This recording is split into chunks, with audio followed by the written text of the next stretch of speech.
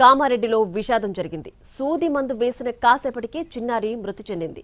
వైద్యుడి నిర్లక్ష్యమే కారణమంటూ కుటుంబ సభ్యులు ఆందోళనకు దిగారు. రమేష్, అర్చన దంపతులు అయ్యప్పనగర్ కాలనీలో నివాసముంటున్నారు.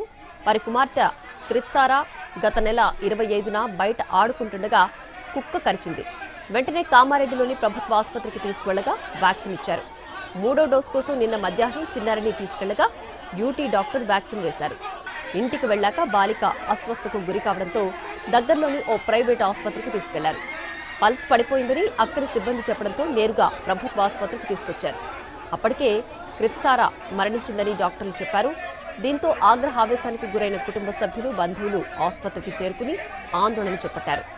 వైద్యుడి నిర్లక్ష్యంతోనే చిన్నారి మరణించిందంటూ ఆగ్రహం వ్యక్తం చేశారు. పరిస్థితి ఉద్రిక్తంగా మారడంతో పోలీసులు గట్టి బందోబస్తు ఏర్పాటు చేశారు. పాప తండ్రి ఫిర్యాదు మేరకు విధుల్లో ఉన్న వైద్యుడిపై కేసు నమోదు చేసినట్లు పోలీసులు వివరించారు.